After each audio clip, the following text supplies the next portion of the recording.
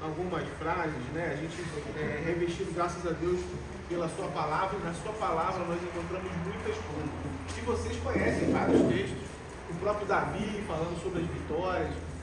Eu procurei algo assim, mais fundo, algo assim mais secular mesmo. Quem já ouviu falar daquele livro A Arte da Guerra? Alguém já ouviu falar desse livro? Sim. É um livro secular, de muitos autores, enfim, que falam a história de muitas guerras e estratégias também. Algumas frases, pode colocar aí, frases. O que vocês imaginam sobre o que esses autores escreveram? Coisas estratégicas. Exatamente. Por exemplo, você se precaver do seu inimigo.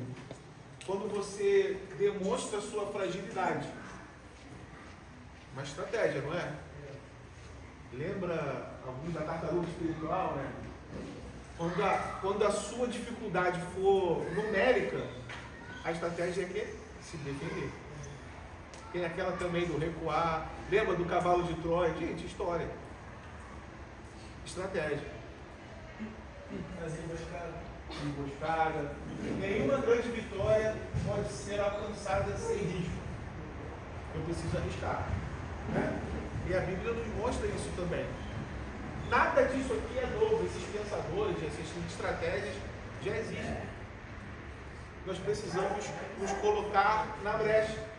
Como o próprio Davi falou, Senhor, eu quero ser achado por ti um homem reto, prudente. E as orações de Davi eram assim.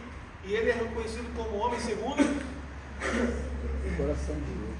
Rapaz, que patente, hein? Olha a patente do soldado. Que patente alta, hein? Ser reconhecido por Deus um homem segundo o coração dele. Como esse relacionamento de Davi com Deus, e essa questão da guerra, Davi tinha um pensamento. Deus o colocou ali para reinar uma nação, para cuidar de uma nação. E quem colocou ali não foi ninguém menos que o próprio Deus. Uma das questões interessantes também, a gente está falando, vai entrar no tópico habilidades. Davi precisou de uma espada para matar um gigante?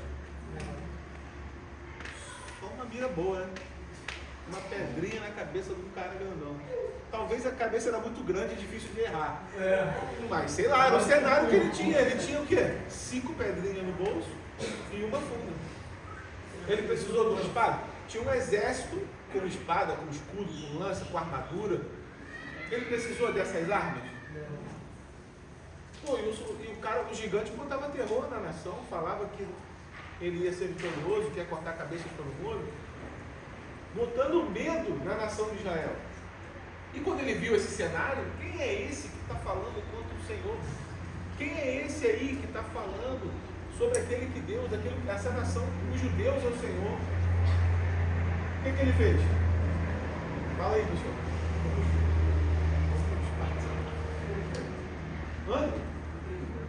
Qual foi a atitude de Davi quando ele se deparou nessa situação? Que o homem estava afrontando o seu povo.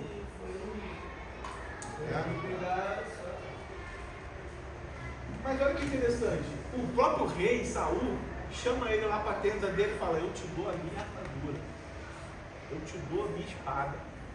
O rei, ele quis? O que movia ele? Era o que ele crê ou a circunstância? Acabamos de cantar. O que nos move. E aí? Qual o risco que ele tomou? Pô, eu vou adiante. Eu sei que no final eu ainda vou pegar a cabeça dele ainda. E pegou, acho. Virou o quê? Um troço? Olha aí, olha quem se levanta contra o Senhor. O que ele faz? Cai. Interessante, né? Agora, na nossa vida espiritualmente, o que falta cair na nossa vida? Contra quem a gente está guerreando? Vamos falar de habilidade. Interessante a gente falar sobre isso. Por quê? Porque Davi derrubou um gigante com o que ele tinha de melhor: mira. Que coisa, né? Como é que Deus usa as coisas loucas, né, para confundir aquelas que a gente acha que é o natural, que vai acontecer? E a gente acha, pô, É como se fosse o governo lançar uma cartilha de como fazer quando a coisa fica presa. Tu vai seguir a cartilha? Não vai. Salve-se quem puder. Não é? Bom, no momento de dificuldade, querido, não há como você fazer um checklist ou seguir uma rota onde tudo está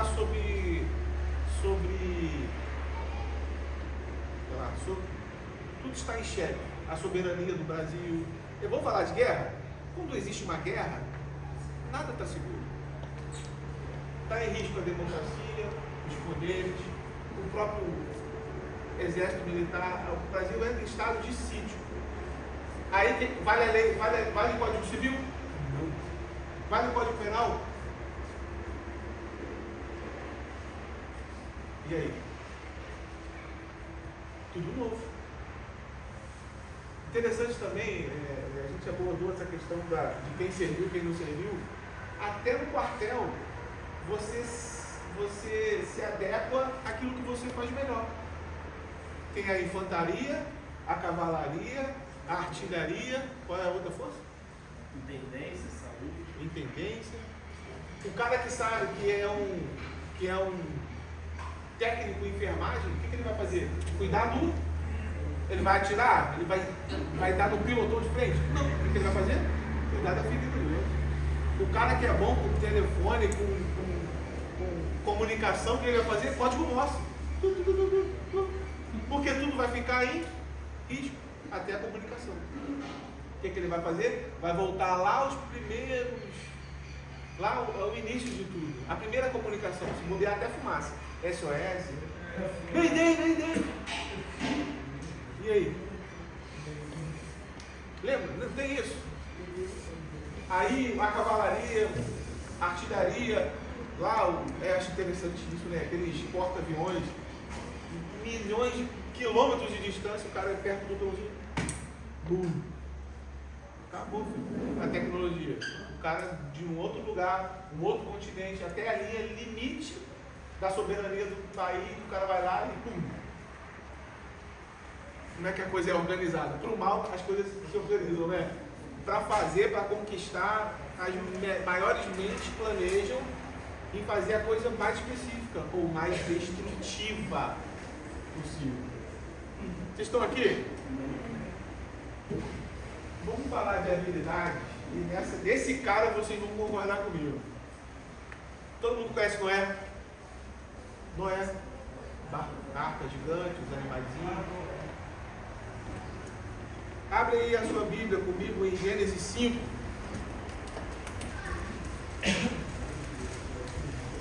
Versículo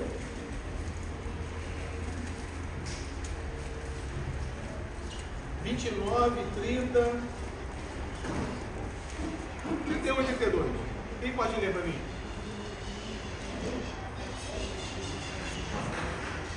Quem pode ler? Pode? E disse: o Senhor Deus abençoou a terra, e por isso nosso trabalho é pesado. Mas este menino vai trazer descanso para nós. E Lameque pôs no filho o nome de Noé. Depois disso, Lameque viveu mais 595 anos. Ele foi pai de outros filhos e filhas, e morreu com 777 anos de idade. Depois que completou 500 anos de idade, Noé foi pai de 3 filhos, Sem, Cã e Jafé. Qual a idade? Não. Não, Noé tinha quantos anos quando gerou? 100 anos de idade? 500. Beleza. Lê para mim o 6, 1. Quando as pessoas começaram a se espalhar pela terra e tiveram filhas, os filhos de Deus viram que estas mulheres eram muito bonitas. Então se escolheram as que eles quiseram casar com elas. Aí o Senhor Deus disse: não deixarei que os seres humanos vivam para sempre, pois são mortais. De agora em diante eles não viverão mais do que 120 anos. Havia gigantes na terra naquele tempo e também depois. Quando os filhos de Deus tiveram relações com as filhas dos homens e estas lhes deram filhos. E estes gigantes foram heróis dos tempos antigos, homens famosos. Quando o Senhor viu que as pessoas eram muito mais e que sempre estavam pensando em fazer coisas erradas, ficou muito triste por haver feito seres humanos. Peraí. O que aconteceu nesse período aqui? As coisas ficaram o quê? Descontroladas, né? A gente vai falar ainda mais sobre isso. Mas o que Deus? Senhor da vontade. Ainda não. Show. Não, mas aí pode vir. Desce aí. O que Deus fez na questão do homem? Noé tinha 500 anos. O que Deus fez com a vida do homem?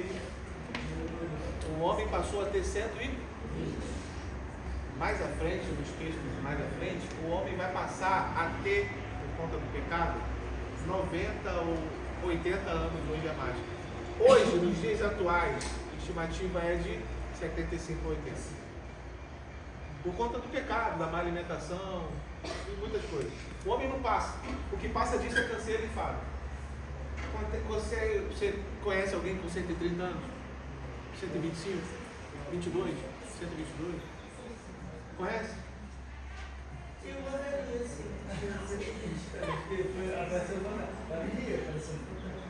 Apareceu. Está vivo até hoje ou já morreu? Tinha 125. E aí? Na nossa rua tem uma velha de 109. Ó, tá chegando lá. Tá chegando lá, é ótimo. Não, é. Tô brincando, pessoal. Mas isso aqui é raro. São exceções, lógico. A pessoa chega a uma idade dessa, poxa, dependendo da alimentação, ainda mais as pessoas antigamente que viviam, se alimentavam bem, na roça, comia produtos aí não industrializados. Mas hoje, nos dias atuais, a estimativa de vida é essa, 75 ou 80 no máximo. Isso, senão está em mim.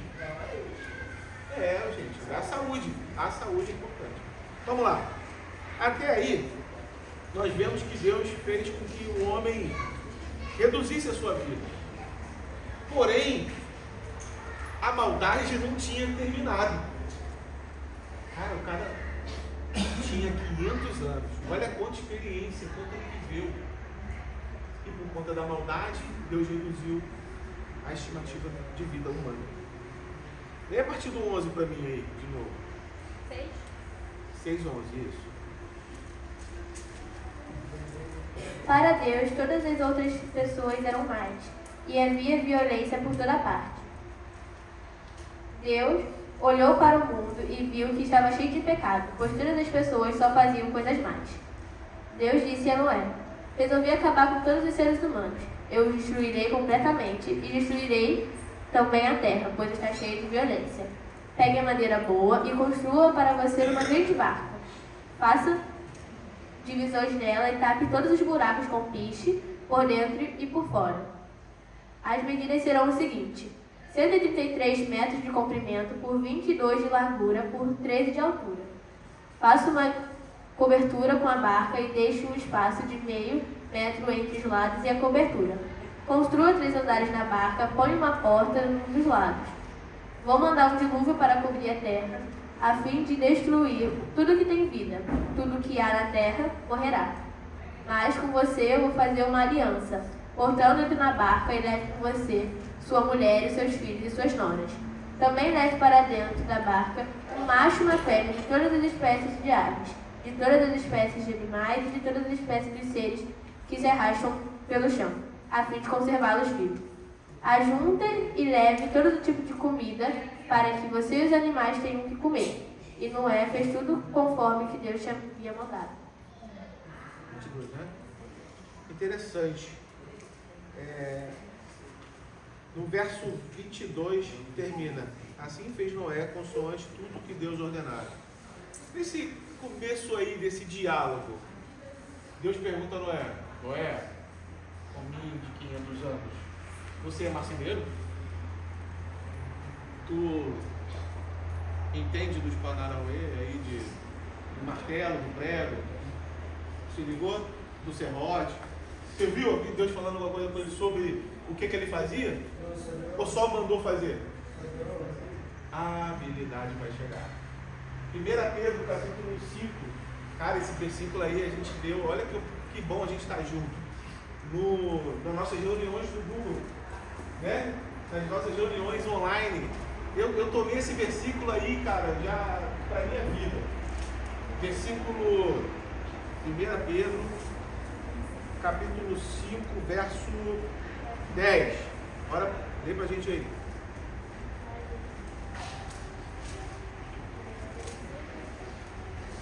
1 Pedro 5, 10. Mas, depois de sofrerem por um pouco tempo, o Deus que tem por nós um amor sem limites e que chamou vocês para tomarem a parte da sua eterna glória, por estarem unidos com Cristo, Ele mesmo os aperfeiçoará e dará firmeza, força verdadeira e segurança. O que Deus vai fazer? Aperfeiçoar, firmar, fortificar e fundamentar. Quem está falando que vai te dar habilidades e dar segurança para você concluir as suas tarefas? Quem? Ora, o Deus de toda graça. Alguma dúvida que o Senhor aperfeiçoou? Lembra que a gente começou falando de Davi, um homem segundo o coração de Deus? Aquele cara que começou com uma pedrinha e virou um grande líder, um dos maiores líderes de exército conhecido hoje, até hoje lá em Israel.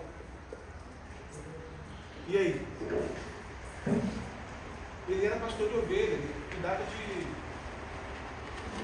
ovelha no campo, chotava, sentia muito como bom pastor, né? Pastor cheira muito titica. Não fede? Cuidar de bicho não fede? Imagina no curral. Imagina um monte junto. Então, como um bom pastor, tem a parte ruim, gente. Todo mundo fala, é tão bom ser pastor, vamos lá guiar as ovelhinhas. Pô, mas e a parte do pelo fedendo?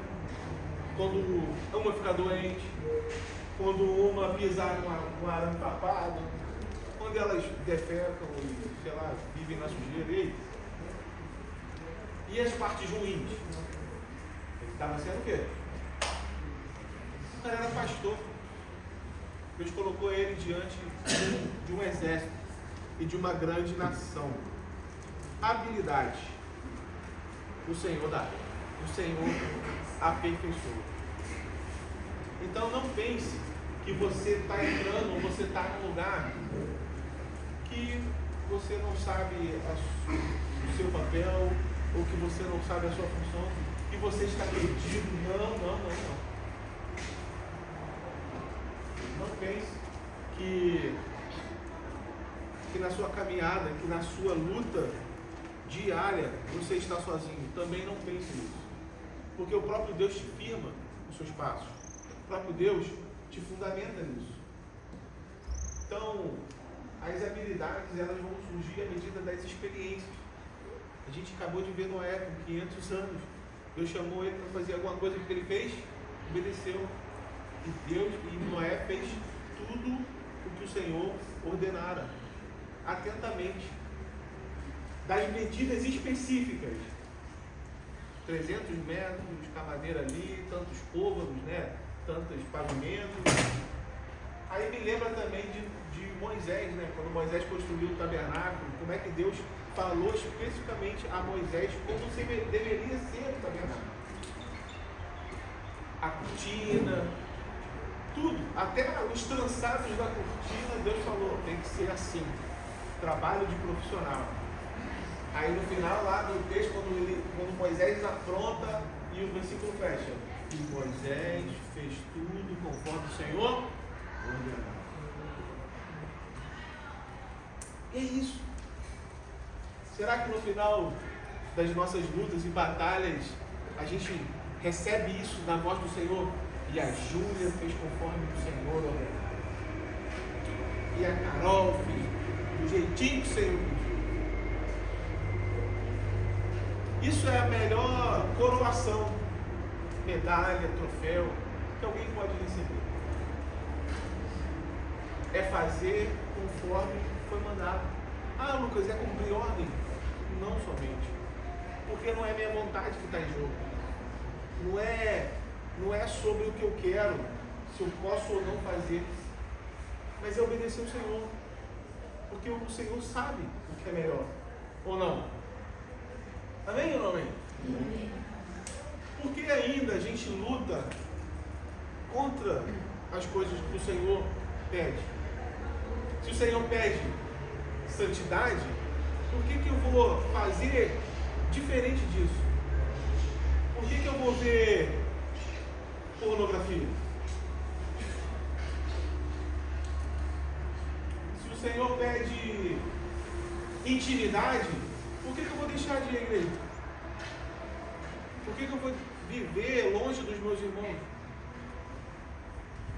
Se o Senhor está falando, eis que estou à porta e bato, o que a gente faz na porta? Distância. Vou bater nada? Vai que o Senhor abre e fala, peguei, porta do desesperado lá. E aí? A gente tem medo, cara. Tem medo. Porque a gente não sabe o amanhã. O Senhor sabe de todas as coisas. O nosso coração tem que estar disponível. Uma das coisas interessantes do bom soldado, que a gente está falando isso. Habilidades, prudência, prontidão. Aquela posição no sentido é para quê, gente? Alguém sabe? Por que o soldado bate aquela continência toda hora? Quantas vezes por dia? Sei lá quantas vezes. Enquanto passar o superior, ele tem que cumprimentar. Respeito. Vocês estão ligados aí? E quantas vezes a gente dá respeito ou presta respeito àquilo que a gente faz com Deus, com as coisas de Deus? A gente está prestando consciência para quê? Ou não está? A gente está sendo insubmisso, um soldado insubmisso, que não sabe aquilo que é autoridade, que vive longe dessas coisas. E é errado. Porque o Senhor conhece e tudo é do Senhor. A gente canta essa canção. Porque dele para ele são todas as coisas. Não cantamos essa música? A ele a glória. Por que às vezes os homens procuram a glória para ele? Por que querem tirar de Deus a glória? Por que muitas religiões tiram Deus do cenário da religião, tiram o próprio Cristo? Uma das maiores seitas é tirar o que é? A trindade, é discutir a trindade do nosso Deus. Deus é um, amém? Ele é Pai, Filho e... Mas tem religiões que falam contra o Espírito Santo, ou que ela não existe, ou que o Espírito Santo não existe. Cada um tem sua importância, tanto o Pai, como o Filho, como o Espírito. O próprio Cristo fala, sem mim, ninguém verá o... Ele é a porta, ele é aquele que tem a chave do reino dos céus. Lembra do reino dos céus que a gente vai tomar violentamente? Vocês estão entendendo, pessoal? Então, se a gente não reconhece o Filho, quem tem o Filho tem a gente tem que reconhecer o senhorio de Deus na pessoa de Jesus. Não falar que Jesus não existe. Tem outras religiões que dizem que Jesus foi um profeta, foi só um homem, mas não dá a Jesus o papel de Deus. Ele foi um homem divinamente. Ele se despiu da glória, viveu como um homem. Aí eu te pergunto, como é que Jesus teve habilidades? Como é que ele como nosso modelo, se tornou um bom soldado? Se ele só começou o ministério aos 30 anos. Por quê? Porque na cultura judaica, o sacerdote, aqueles que pregariam nas sinagogas, tinham que ter acima de 30 anos. Lembra do texto de Jesus com 12 anos, que a Maria perdeu ele estava lá no templo? Ela perguntou, cadê meu filho? E ele estava lá no templo, lá pregando para aqueles homens que estavam na porta do templo. O ministério já estava dentro de Jesus. Vocês estão aqui? Mas ele, em respeito a uma religiosidade da época, a cultura judaica, ele se mostrou a Israel nos seus 30, ele mostrou respeito e habilidade. Controlou a si mesmo. Uma das coisas mais interessantes é que a gente gosta de queimar a etapa, de ser apressadinho na terra. Apressadinho, lembrei daquele amostradinho. Mas tem os apressadinhos. Né? Vou fazer a sua passagem. O cara se apressa das coisas, queima etapas. E um dos maiores erros é a gente fazer isso, cara. Antecipar as coisas. Ela foi muito bem, né? Ela conversando aqui, ela deu exemplo disso, que muitas das vezes nós, pelas escolhas que fazemos, queima etapa. A gente quer é uma frase que nós sempre ouvimos, né? Melhor é o fim das... Mas e o meio? Tudo no fim é melhor. Ó, olha que legal. Hoje a gente conhece a Bíblia já revelada, amém? De Gênesis a Apocalipse. Tudo está ali, porque o próprio Senhor, a Bíblia fechou, a revelação de Deus ao homem já fechou. Ninguém revela que não está aí. Se revelar aí, tu tem que... Exatamente. Porque se Deus não revelou, não é verdade. O que o Senhor revelou está aqui, ó. Aí a gente já sabe o final do caminho. A gente já sabe. Exemplo, a gente lê Moisés e o povo lá reclamando 40 anos no deserto. Vamos falar do contexto, pessoal? A gente faria a mesma coisa. E a gente fica falando, ai, povo difícil, né? Ai, que povinho reclamão. Adorou o bezerro. Ai, não faria isso não. Meu irmão, não é a tua circunstância. Tu andou 40 anos para tu falar isso? Tu viveu, a tua sandália desgastou? Não desgastou. Tu comeu maná, esqueceu que comeu maná. Viu a coluna de fogo. E aí a gente reclama de situações que a gente já sabe o final. O que no final aconteceu? O povo reclama de sede. Moisés vai lá e bate na rocha, a água sai. E as coisas indo acontecendo. Porque a gente sabe. A gente sabe o final da história. A mulher samaritana, a gente fala que profundo o relacionamento. Mas o diálogo ali era outro. O diálogo ali é que ela, na sua religiosidade, ela perguntou a Jesus aonde adorar. E ele mesmo está falando, filha, você vai beber essa água, não vai descer. Ah, mas eu vou adorar onde? Qual monte? Lembra da separação do judeu e do samaritano? Ela, de frente com a graça, com o próprio Cristo, Filho de Deus, ela foi confrontá-lo na sua religiosidade. Isso é uma guerra que a gente tem que enfrentar. Religiosidade. Achar o que a gente pensa das coisas e não viver o que a Bíblia diz. Religiosidade. Gente perdendo a oportunidade de experimentar coisas de Deus e vai pelo achismo de outro. Ah, não, na minha igreja não pode. Quem diz isso? Ah, não posso fazer isso porque fere alguns costumes. Que costumes? Dos homens? Gente, estou falando algo que acontece. Exemplo do nosso irmão Tiago lá que falou sobre Daniel. Daniel orava quantas vezes no dia? Aí tu chegava para Daniel e fala, ô Daniel, tu ora 3 vezes, mano. Pô, tu não cansa não? Não é chato não? Te incomoda não? Por que orar 3 vezes? Deus fala contigo as 3 vezes? De manhã, tarde, noite? Por que orar? Aí começa a colocar em xeque aquilo que ele faz. Aí vai começar a chamar ele, pô, tu é maior fanático, tu é religioso, para com isso. Você vai ficar bitoladão, hein? Olha o final da história. Exatamente isso. A religiosidade nos afunda. E isso, se a gente não nos atentar, vai nos ferir como combatentes. A gente vai deixar de obedecer a Deus para obedecer, talvez, um costume ou algo que a gente pensa ser certo ou não. E aí? Uma religiosidade? Quando a mulher adúltera cometeu o crime de adultério, qual era a pena dela? o religioso pegava a primeira pedra ali, o paralelepípedo para atacar nela. O que a graça fez? O que o próprio Deus fez? Quebrou um padrão.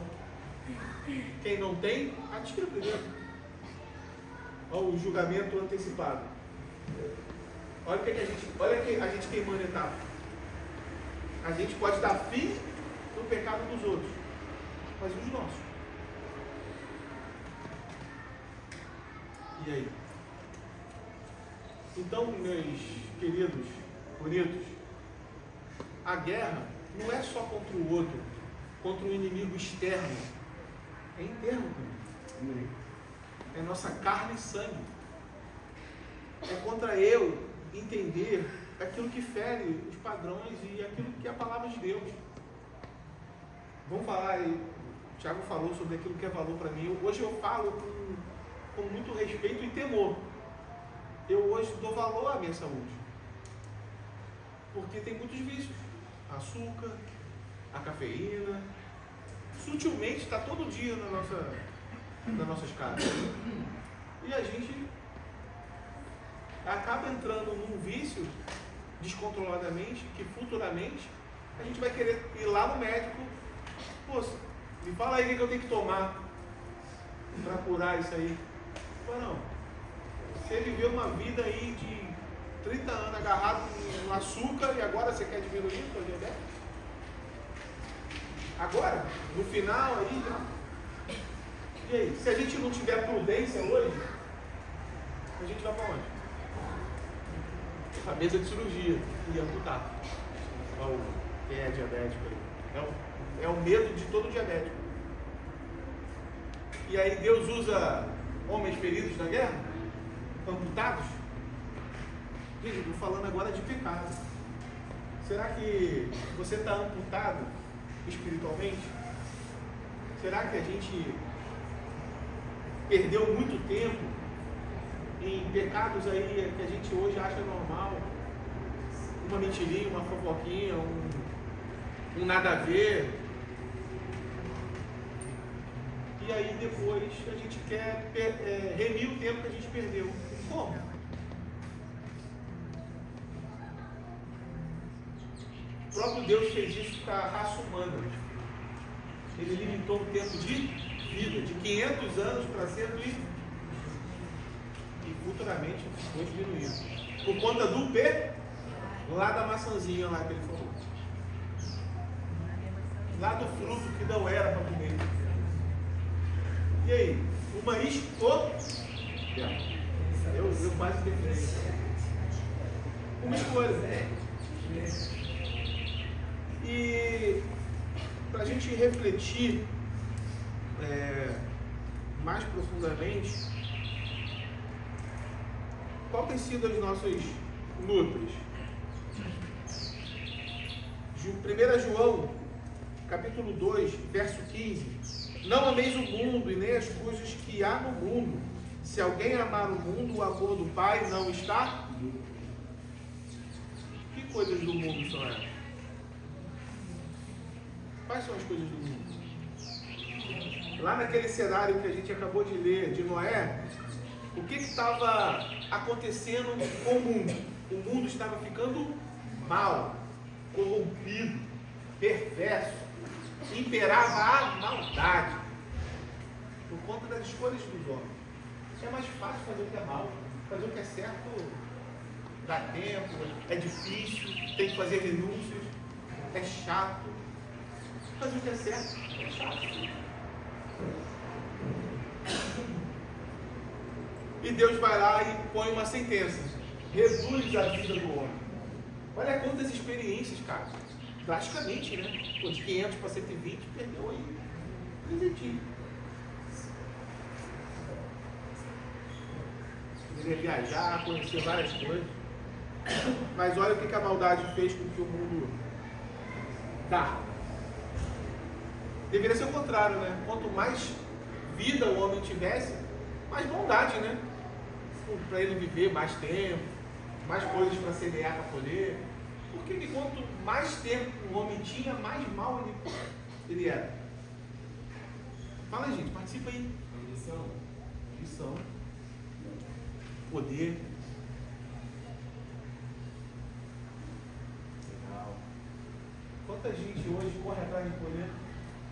Corre atrás de coisas que o homem qualifica ou coloca aí em... Bota na pirâmide, né? Bota em padrões. Oh, não, topo da minha pirâmide, eu quero chegar a tal lugar. E aí? Qual tem sido? Quem odeia o mundo? Quem ama as coisas do mundo? Cara, é forte. O amor do Pai não está nele. Eu tomo esse versículo como um tapa na cara. Se eu achar que eu estou amando coisas, idolatrando objetos ou pessoas, mais do que o Senhor, mais do que aquilo que é a palavra de Deus, cara, eu já sou repreendido. E viver sem o amor de Deus, já nascemos, já somos condenados. Todos instituíram da glória de Deus. Todos nós pecamos. Mas a graça. Aquele convite de Jesus, né? Aquele que quiser vir após mim, negue-se a si mesmo, toma cada dia a sua cruz e... Sim. Não, fica parado aí. Só toma a cruz, fica aí, irmão. Você sai do lugar, não. Por que o seguir?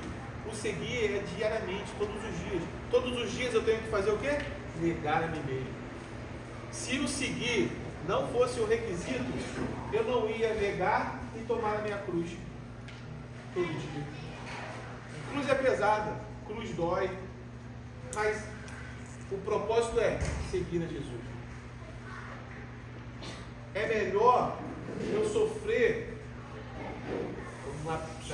na frase lá, que fala sobre estar sem não correr risco, é isso, cara. Eu preciso tomar a cruz. O que a cruz representa na nossa vida? Fala para mim. O que a cruz é? Direção. Salvação. O que é a cruz? Denúncia. Quem? Obediência. Cruz.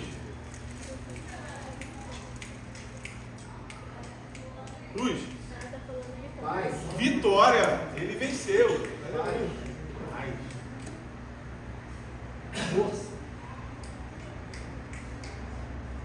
E eu vou finalizar. Morte. Sacrifício. Ele levou sobre si as minhas enfermidades. O castigo que me traz a paz estava sobre ele. Então, o meu pecado se refletiu nele. Então, eu tenho que pegar o que era para mim, meu lugar, e botar nas costas e seguir esse cara. Que ele fez o que ninguém faria. Esse cara me ama. Esse cara venceu as maiores batalhas dos homens, não pecou e ainda por cima falou: filhão, segue. E aí? Ainda tem dúvida de que seguir Jesus é o melhor caminho? Quem se entregou por você? Quem te dá essa privilégio de você ler as escrituras e falar: esse cara eu tenho que bater palma, esse cara eu preciso seguir? Não é um homem qualquer. E para seguir ele tem um requisito importante: negar a mim mesmo. Eu preciso, nas minhas habilidades como bom soldado e na prudência. Uma coisa interessante que a Bíblia fala sobre prudência é que nós precisamos ser manso como a pomba e prudente como a serpente. O que é serpente? Alguém pode falar uma característica da serpente? Escamosa. Escamosa? Peixe também. Prudente. O que é sueira? O que a serpente é? Astuta. Sorrateira. Hã? Sorrateira. Olha que legal. Vamos pegar os maiores predadores aí. O leão está com fome, o que ele faz? Na hora. Sei lá, crocodilo, na hora. Lá no outro bicho grandão, rinoceronte, urso, tudo eles fazem na hora. A serpente, quando ela caça, primeiro ela faz o quê? Ela enrola, quebra todos os ossos e demora de 2 a 3 dias para comer. Só isso. Olha quanto tempo. Olha quanto tempo. Ela não perde o foco, ela continua comendo. Devagar, porém com foco, propósito. Até a digestão, irmão, ela vai ficar 3 meses sem comer. Dependendo do animal. Se ligou? Você tem foco? Como a serpente tem? De continuar comendo, estraçalhar os ossos. Tudo é um processo. Interessante, né? Os maiores devoradores aí, os predadores, comem na hora. Tá na fome, pegou e acabou daqui a 3 horas, tá com fome de novo. Mas a serpente, a anaconda, né? Ela destrói para melhor se alimentar e demora devagarzinho. Loucura, né? Deus criou esse bichinho astuto aí. Você tem foco? Ou você para no meio do caminho? Ai, tá na metade do boi lá. Nossa mão. E aí? Vai botar para fora? Bota não, filho. Bota não. Se ela começou a comer, é porque ela tem fome para pegar aquele bichão lá e botar para fora. E aí? Qual a tua fome? Na sua prudência, no seu foco, no seu objetivo, qual o tamanho da sua fome? O que você luta? As guerras se dão, ele até colocou, né? Às vezes 2 pensamentos diferentes, ou poder, ou território. Por que você vai entrar numa batalha que não tem propósito? Né? Para que você vai entrar antecipadamente numa guerra sem arma suficiente, despreparado? Tu vai se perder, ou se não morrer. E vai ficar pelo caminho. E a pior coisa no cenário de guerra é contar quantos se foram, é contar quantos se perderam, é fazer aquela triste contagem. Éramos 10 mil, agora somos 6. Aí quem foi? Aí, por que da identificação lá, ó, dos soldados que foram? Lembra? Tem lá o nome, idade, tipo sanguíneo, para identificar o cara. Porque dependendo da morte, né, explodiu a granada, como é que você vai identificar o cara se não tem nem cabeça? E é assim, cara, se a gente olhar na nossa vida hoje, tem gente se perdendo que a gente nem identifica, nem sabe aonde o cara caiu. Quando Paulo exorta a igreja para que nós devemos nos fortificar uns aos outros, espiritualmente, é para a gente identificar quem é e onde caiu. Que período da guerra você já perdeu? Porque se tu está com dificuldade, tu pega no mundo aqui e fala, vamos atravessar, vou fazer. Lembra lá do soldado que é militar? Que é médico? Que ele é médico, ele vai ajudar quem? O ferido. Porque o ferido está morto. Ou ele já deu baixa? No meio da guerra, o cara que está ferido, ele já é considerado uma baixa ou ele continua na batalha? Continua. Por que a gente faz isso com os nossos irmãos em Cristo? O cara está ferido, está magoado, está triste. Tem gente que deixa para lá. Não, vou cuidar de fulano, ele tem problemático. Vou cuidar dele não, porque ele pensa muito diferente de mim. Pô, eu não consegui fazer uma dinâmica, cara, com os meus amiguinhos ali para achar o que a gente gosta. Afinidade. Um gosta de doce, outro de salgado. É difícil, andar junto é difícil. Tem risco, você vai se enfrentar. Mas para o bem comum, o que a gente faz? A gente renuncia, a gente anda junto. Não é o que eu quero, maior do que você. Me fala aí, tem quantas vagas no céu, Pedrinho? Está escrito aí na Bíblia aí? Esse concurso só vai passar 10 milhões. por que as pessoas fazem essa concorrência dentro da igreja? Quer ser melhor do que o outro? Tem vaga? Tem vaga limite no céu?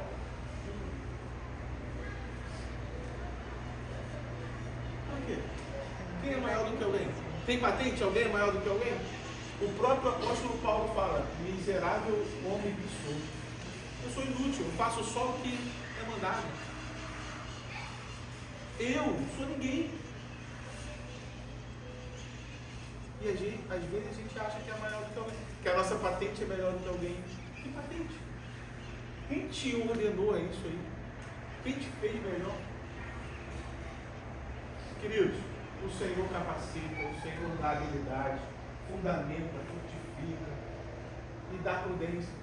Dá ao homem cada dia mais essa ideia de que nós devemos viver e cumprir o seu propósito. Outro texto interessante que fala também no 1 João, deixa eu ver.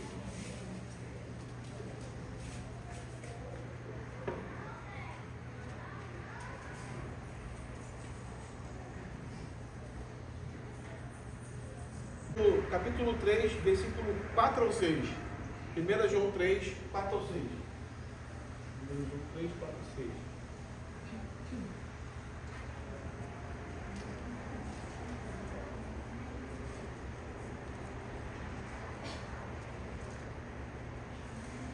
Todo aquele que pratica o pecado também transgride a lei, porque o pecado é a transgressão da lei. Sabeis também que ele se manifestou para tirar os pecados, e nele não existe pecado. Todo aquele que permanece nele não vive pecando. Todo aquele que vive pecando não o viu, nem o conheceu. Você não viu essas pessoas que falam que conhecem Deus? Ou já experimentou o Senhor? Não, eu já experimentei o Senhor. Ele me amou primeiro, ele morreu por mim. E quando eu era garoto, lá em 1962, eu ia para a igreja, hoje não vou mais.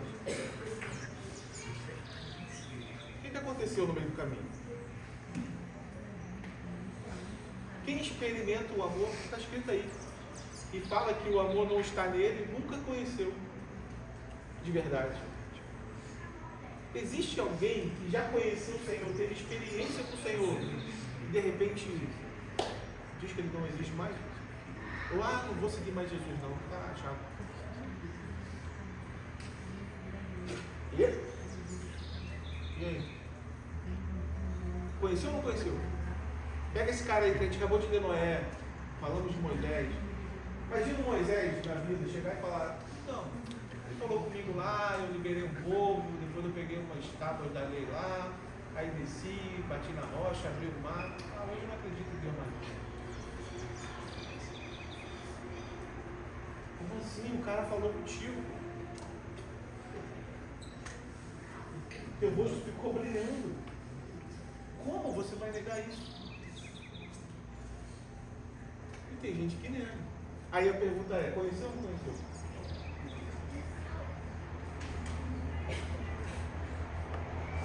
A mesma coisa é a verdade. A gente começou falando sobre a verdade. Que hoje em dia a verdade é debatida. A verdade sempre vai ser a verdade. Ele é a verdade, o caminho, a verdade, a vida. Se ele disse que é, eu não vou falar que ele não é. Primeiro que eu sei que ele é a verdade. Ele é antes de todas as coisas. Ele era Deus. Ele deixou a sua glória e viveu como homem. Viveu essas guerras aqui, essas batalhas como homem. E ele é o caminho. Não tem outro. A vida, porque sem ele eu já estou morto. Então ele é a vida realmente. Então se ele diz ser filho do homem, o caminho, a verdade e a vida, por que fazemos outros caminhos? Por que escolhemos vidas diferentes?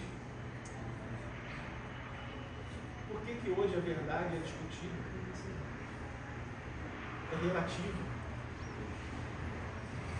É a mesma coisa que eu pegar aqui, ó. Eu sou um pouquinho ruim de cor, tá, gente? Hoje as cores mudaram muito. Tem azul bebê, azul neném, deixa eu ver se azul não sei o quê. Sacou o quê? Hã? Marinho. Aí já é marinho. Pra mim é azul. Azul com caneta. Mas se chegar um cara aqui com os coach dos coach, falar que essa blusa é preta. E te mostrar com a persuasão dele, aquela lábia te vender, o marketing, falar que essa blusa é preta, fazer você acreditar nisso. Você é aquele vendedor nato. Ele vai entrar na sua consciência e vai tirar aquilo que você conhece, aquilo que você sabe, que sempre aprendeu. Aí o que vai rachar? Todo o seu conhecimento, tudo aquilo que você já conhecia. Por quê? Porque surgiu uma nova filosofia, uma nova ideia da mente humana que traz a existência que essa cor nunca foi essa cor era preta. Aí tu vai falar, caraca, esse cara falou que é preto, qual é preto? Aí tu começa a duvidar. Será que é azul? Será que é preto? Aí ele conta um monte de história até te vender a blusa preta. Então todo mundo saindo aqui com blusa azul falando, somos todos pretos e não azul. E aí? É o poder da persuasão, do marketing? Não sei do que é. Mas a sua mente entra em colisão com aquilo que as pessoas falam, daquilo que você já sabe. Desconstrói o pensamento anteriormente feito, ou já pré-concebido. E aí vai lá, o cara chega e confunde tudo. É igual quando a gente chega na faculdade. Quando a gente começa a fazer direito, lá a gente fica doido. Porque a filosofia é para tudo quanto é lugar. Onde você acha que o bandido é bandido, tem que ser preso, daqui a pouco você pensa, não, até que ele, poxa, muito tempo ele está preso. É maldade. A dignidade da pessoa humana. Não, coitado dele. Aí você começa a pensar, caraca, eu estou pensando dessa forma. É bandido, bom bandido. E aí? A gente acha que a gente sabe, não, isso aqui é ruim, dá mal para a sociedade. Aí quando você começa a estudar, você fala, pô, a sociedade aprende menos.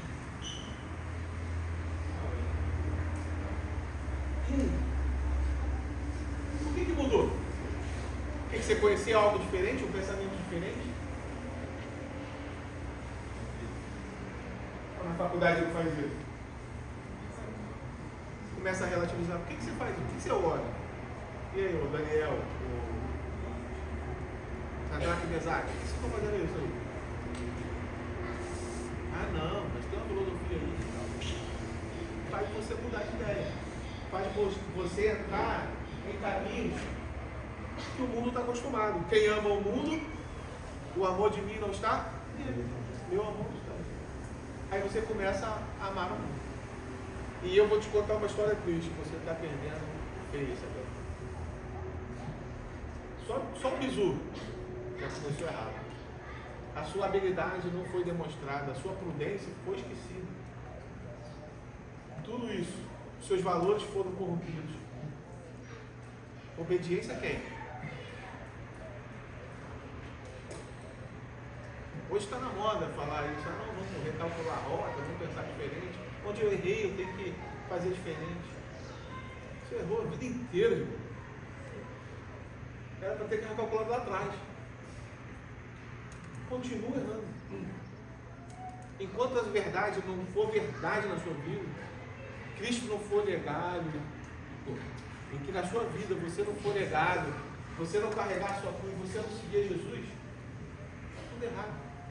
Você está seguindo gente, você está deixando a sua cruz para trás, e nem aí porque você acha que é seu. Você não quer se negar, você se acha alguma coisa. Aí, meu irmão, só o alerta que nós damos, não seja alguém que depois a gente vai ter que identificar como alguém abatido, como alguém ferido, como alguém inapto.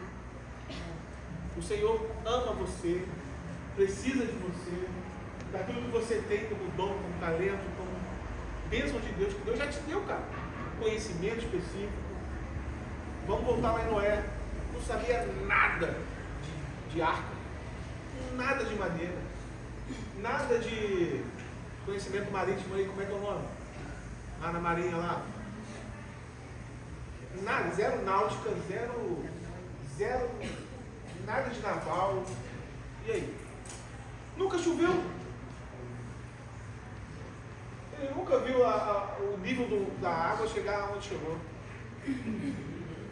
E aí, eu quero mostrar, queridos, que ele fez uma coisa que ele nunca fez, foi obediente e viu o que ele nunca tinha visto. As águas passarem nos montes. E aí? Você está disposto a fazer o que você nunca fez? A experimentar o que você nunca experimentou? Isso só Deus te leva. Você não chega nesse lugar. É uma paz que você corre para buscar, mas dentro de você está cheio de guerra. A guerra que a gente faz é contra o outro. E que paz é essa? Que paz que o mundo fala que faz, mas chega lá e fala: quanto é que é esse míssil aí? Quanto é esse submarino aí? Aí vai lá e compra. Que paz que o mundo diz que tem, que cada político, que cada soberania, que cada país tem seu material bélico. Que paz é essa? Que a gente espera ter, quando na verdade tem um monte de coisa guardada lá. Só o dia que estourar a gente já tem o quê? Armamento suficiente. Por isso que falam aí, ó, quando a China, quando os Estados Unidos falar que vai entrar, por quê? Porque são as maiores potências de guerra, material bélico, de armamento, nuclear. E aí?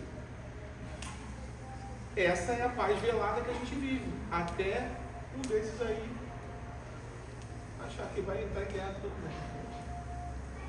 Que sentimento é esse? Eu acredito no Senhor, sei que na palavra do Senhor ele diz que não haveria e não permitiria que homem nenhum ferisse o seu povo. Então eu acredito, vivo pela palavra do Senhor, que isso não aconteceria. Ele retardaria essa maldade humana, ou talvez uma aniquilação do homem. O homem não pode aniquilar aquilo que o Senhor fez, a não ser ele. Dentro do dilúvio, os homens maus morreram. E o próprio Senhor fez isso. Então, se o Senhor fala que você não vai morrer, você não vai morrer. Até Ele falar aquilo. Beleza? Amém. Então você ainda não está batido, você não está morto. Você está pronto para a batalha. Amém? Vamos ficar de pé?